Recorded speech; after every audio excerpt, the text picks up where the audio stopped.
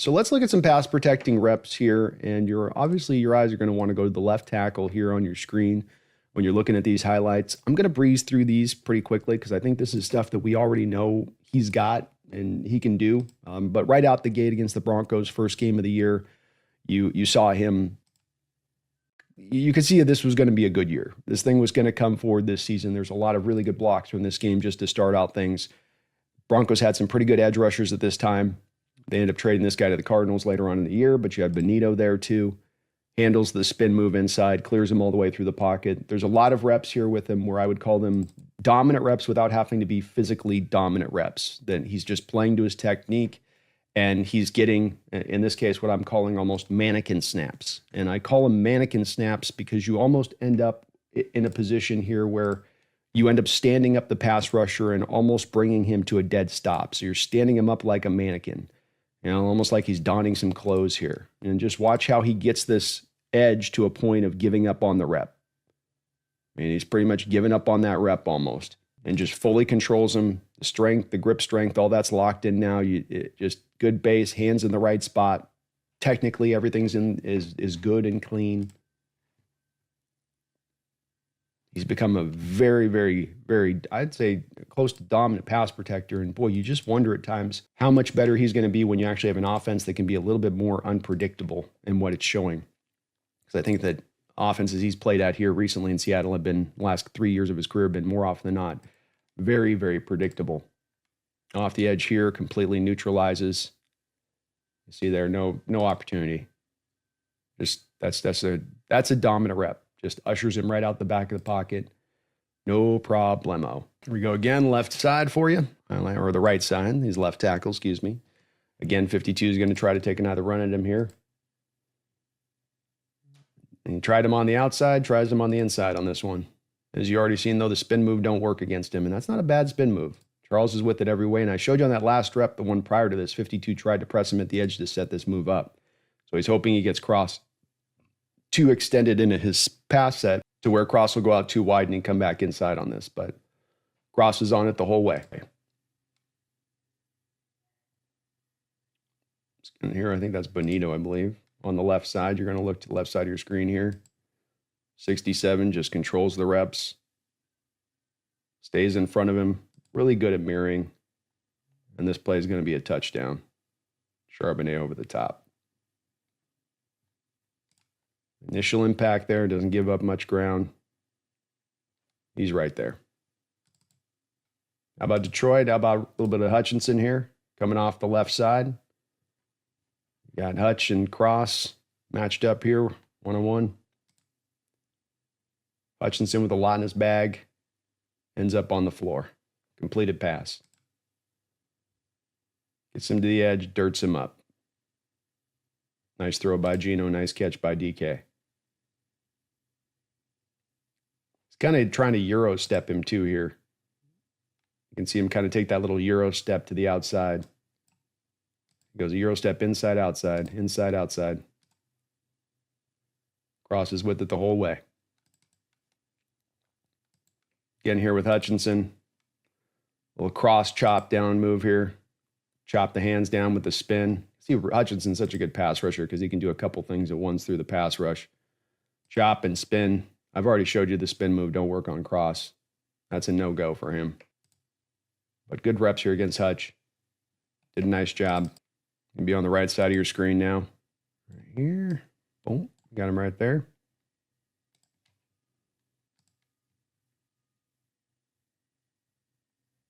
I like that this is just a little bit of the acumen with time that you get. Because you go post-snap with Cross, and he's got nobody on him here. So some tackles are going to get pulled up quickly into going to the defensive tackle and helping out. I got no one to block. No one's coming. Let me help out my guy. And he thinks about doing that for a sec. Head turns to him here. Watch the head turn to the defensive tackle. Okay. Maybe I should help out. But instead of doing that, he keeps himself clean for that edge because Fant's getting a chip here, but that edge is still coming. And then he dirts the edge up. I'll watch it full speed again. Okay, I'm okay. Dirt this edge. Nice job thinking on his feet, being reactive. If defensive tackle had, created some quick penetration on that play, he's there and ready to be able to neutralize the quick penetration from 91. Gets back out on the the blitzing cornerback and is able to just knock him away there. You get the nice completion. You got New England here. Charles Cross again here on your right side of the screen there. I'm back again. Ready to go. I love the little anticipating the hand movement here, but still resets his hands. Watch him swipe that hand down. Swipe. Swipe. He's anticipating it. He kind of guesses wrong, doesn't he? The hands aren't coming at that time. Instead, the guy's going to just try to take the edge. He sort of shows him initially off the front here. He's feeling like, I'm going to get some hands fighting here.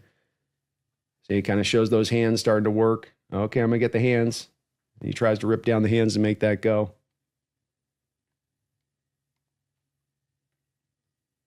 There we go. Completed pass.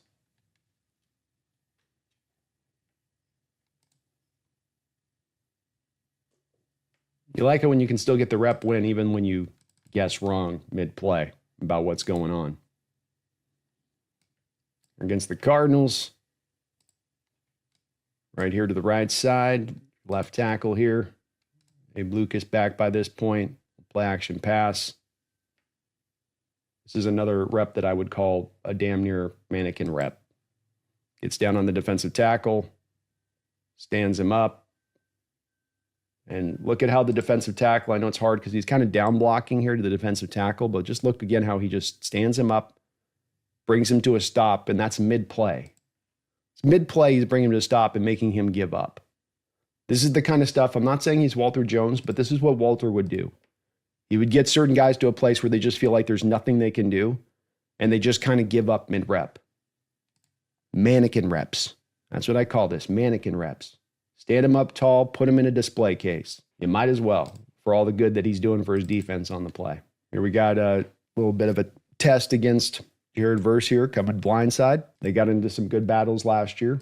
Verse gives him a couple moves here. First, the downward hand swipe, then goes to the long arm bull rush, and then just tries to kind of stick his helmet into his chest and drive him back there. Pretty incredible play here by Geno Smith spinning out of that to throw the touchdown. But you can see here he's with it all the way.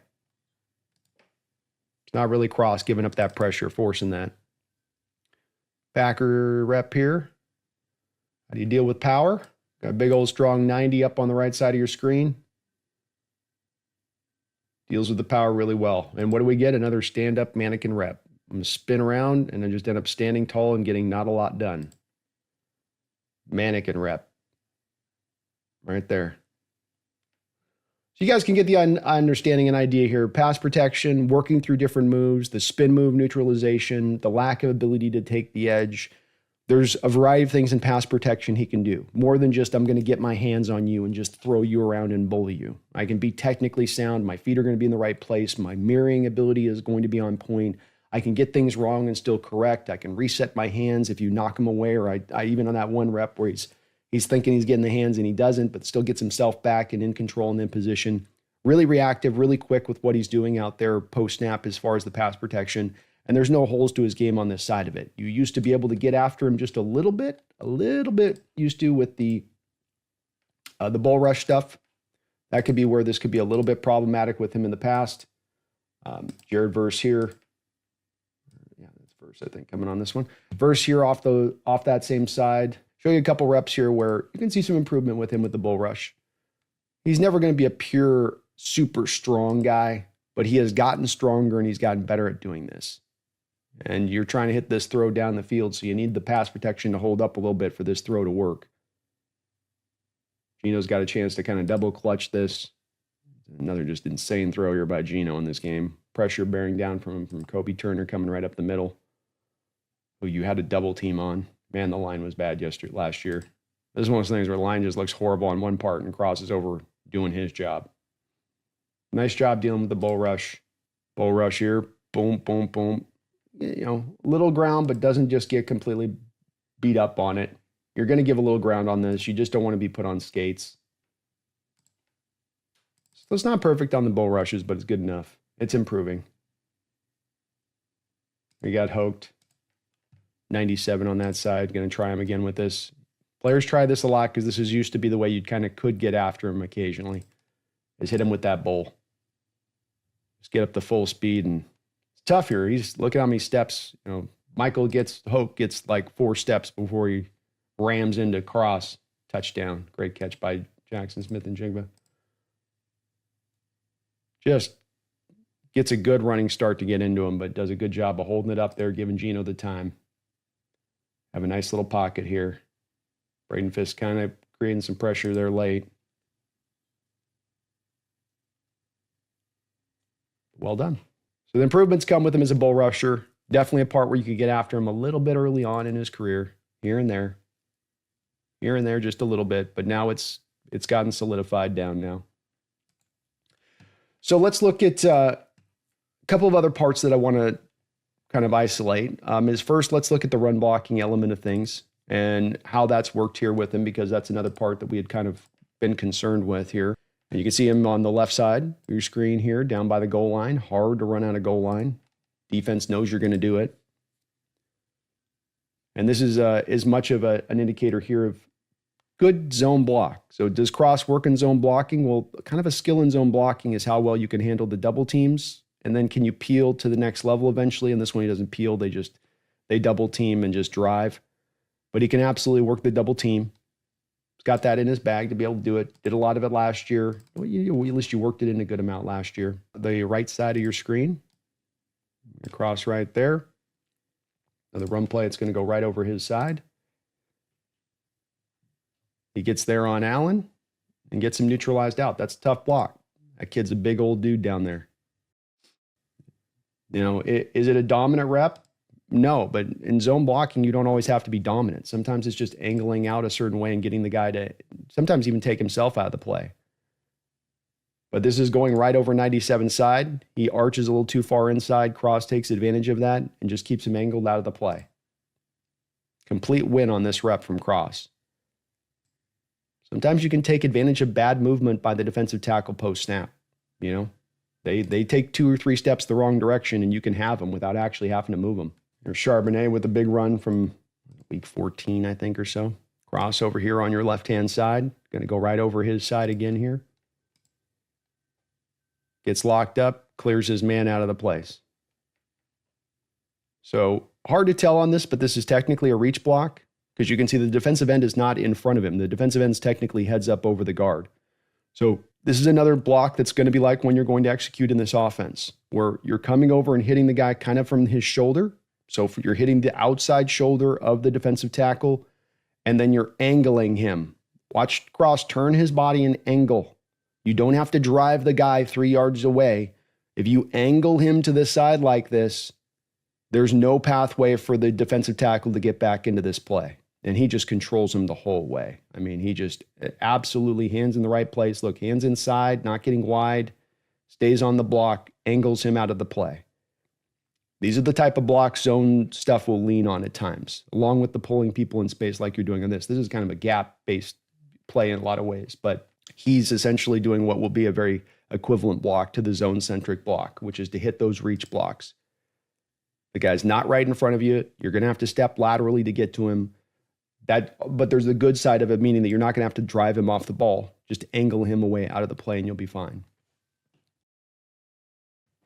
So run blocking has come back in a real big way. This is another one of the big plays in this game. You're going to have him here executing 2 blocks on this play, if I'm not mistaken by my memory on this one. Another thing you're going to be doing in this zone-centric scheme. So first, get that block, get to that block, and you're gone. Take note again. These aren't dominant blocks, but you're executing your blocks. First, make sure this guy's out of the play. He's out of the play. Then get to the next guy. So let's go slow with this. First, help out your left guard on the defensive tackle.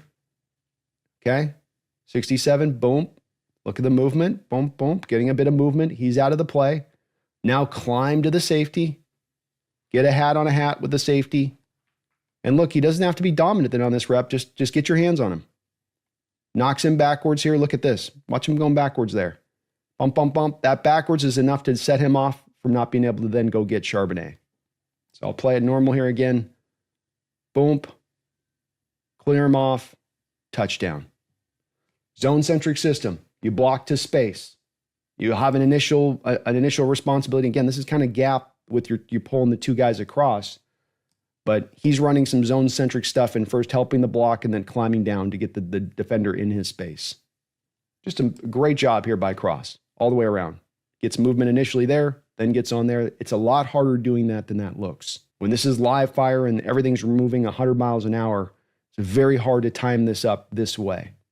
So I know running the ball wasn't great last year, and definitely a lot of room for improvement in that way of things. But Cross did come forward in this way. His grade is legit in this when you watch the tape, and that he's getting a lot of wins in the run game. The fails don't seem to be coming from him. Here, a double team at the point of attack on Andrew Van Ginkel. Again, the kind of block you're going to do in the zone-centric scheme, and they go right over his side. Look at that nice little hole there for McIntosh. Nice little tasty hole there for McIntosh going right over Cross and Tomlinson. Absolutely, he's come forward as a run blocker, and he can be a factor in this. It's not he's holding on for dear life. He's a factor in this part of his game. Again, a play where it's going to go right over his side to the left-hand side of your screen. 67 is the guy you want to lock in on here, running right over his side. Clears his man out of the hole. You go, well, that's not a great big play. Look where this ball's starting. That's like a 6-yard gain. That's a very successful run play right there. And I know his man eventually makes the tackle, but he's making the tackle after the running back's got the 6-yard play, and you've already moved him out of that hole. Look at 67 here. Watch the hole open. Right there. Barner comes in with a nice block, but there you go. And that's as good as it's going to get as a running back right there for you to work through. And Barner, if anything's really the guy that needed to sustain better on this play. But Cross, look at his movement. Kind of just, again, using a couple of these reps, you just use the defensive lineman's movement against him. He goes in the wrong direction, and you usher him out. Let him take himself out of the play.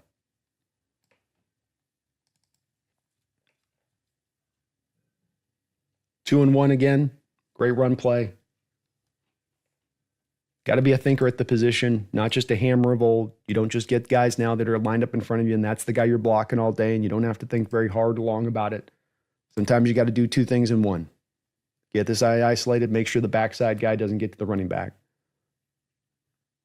So help out Lincoln, get that controlled, get your hands back out here. Probably didn't need to. 55 wasn't going to get back in on this play.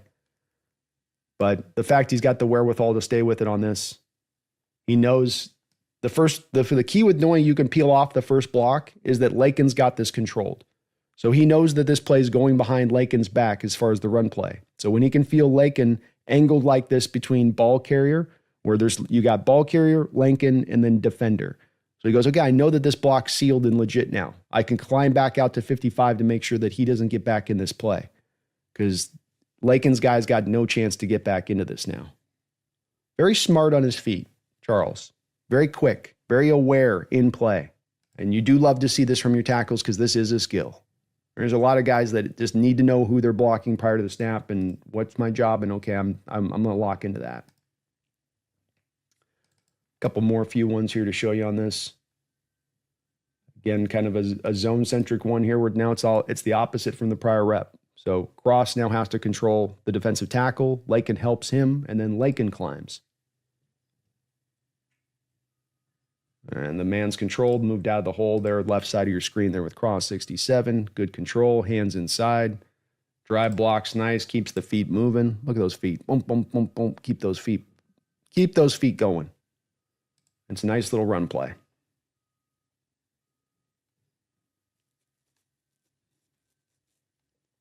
Again, that gap thing here with McIntosh. Running a lot of this in this Cardinal game. 67 right here to the left side, just next to Barner.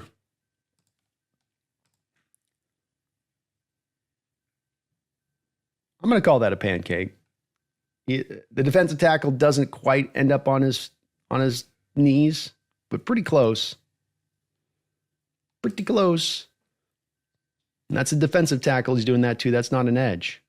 So how do you know the power's coming along? How can you feel the power's coming along with Cross? Well, when he's doing this to defensive tackles, that's how you can feel it. That's how you'll know. Last one here on the run block, and I just want to show you some ones with him on the move. He's on the left side of your screen.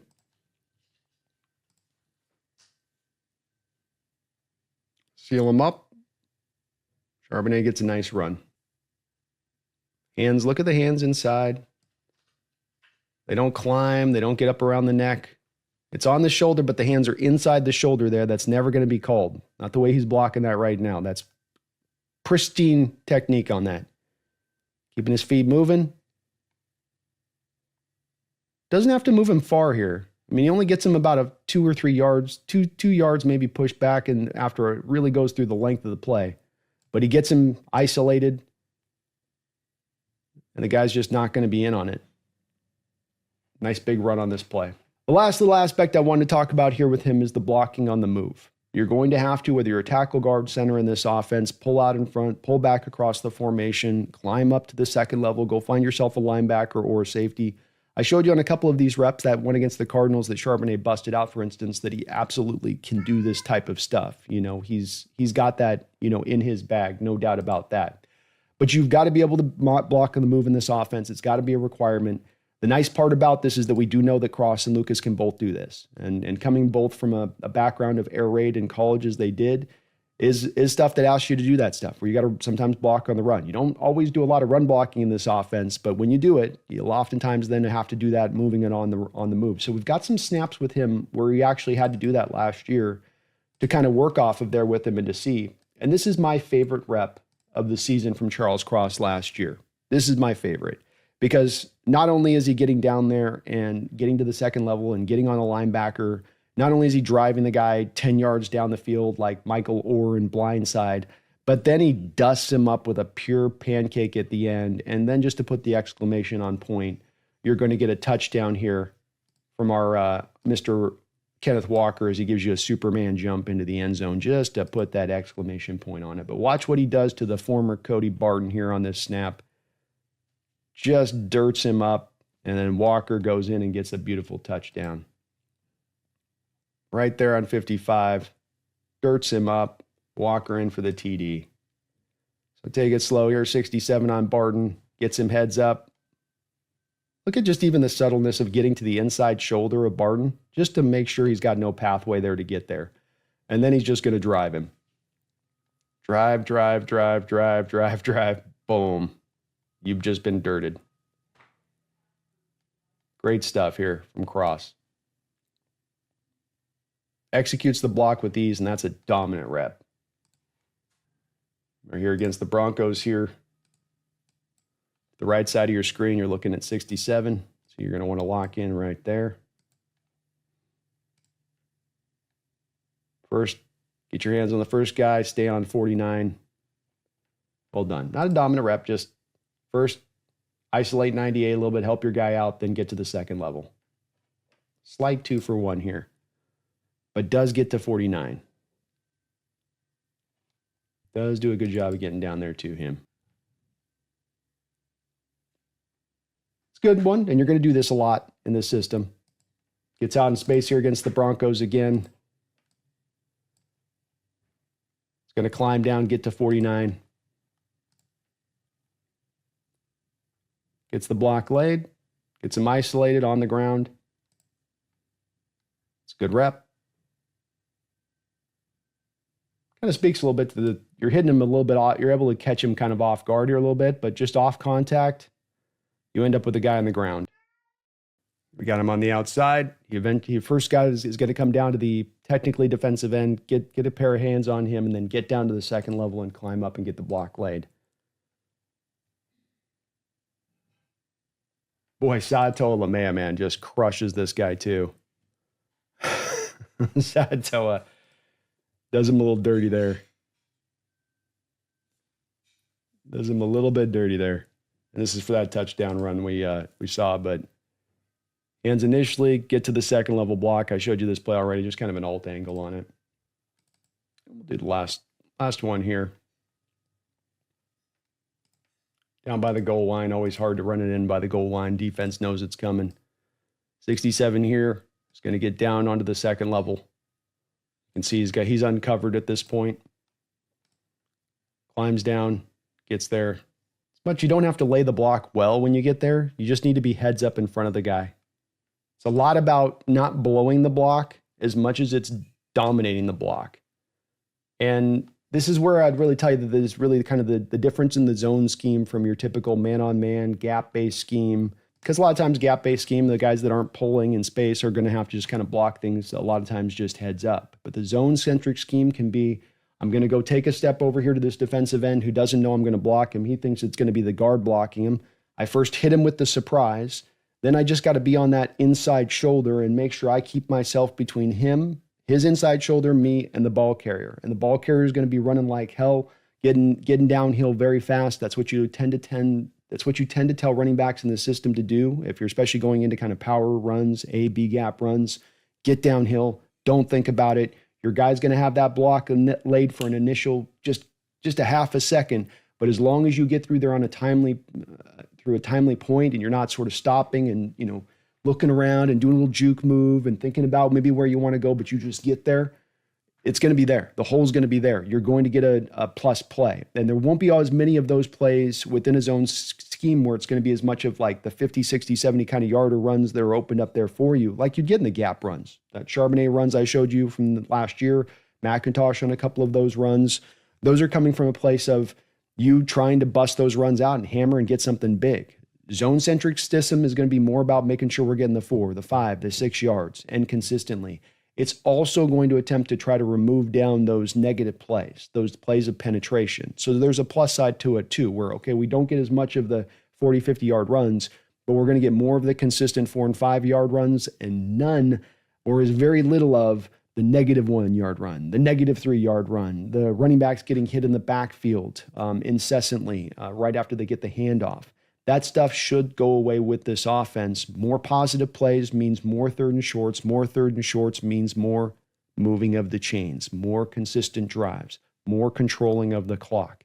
This is the nature of this offensive beast. It scores points, but it's controlling things as much as anything else all the way around. And Charles Cross is an absolute fit to this new scheme. He can he handle everything you need in pass protection. He can get to every kind of block you're going to ask him to get to into this scheme. He can double team up with another guy and scrape down and get to the second level of things. He's coming along as a player. He's 25 years old. He's really only, theoretically, or still even going to get even just a little bit better, but he has realized his upside. This is the guy that we hoped we were getting when we made him such a high pick. And so if there's any more talk, and I think that this has finally been put away with that last year and what he did last season of, is he reaching expectations? Is he that guy? Is he going to be worth this contract extension? And I know that they did activate his 5th-year option, but he's going to be extended. And I would estimate before the start of the season. He's earned this contract. It was a great pick by John Schneider. And hopefully this is the guy that you can continue to kind of build around with this offensive line. Because if both him and Abraham Lucas can really fully realize that pillar status that we hoped each of them could be for this offensive line, now we can really concentrate on this interior and getting this figured out. And then finally, maybe fully solving this offensive line problem that has been an issue for so many years.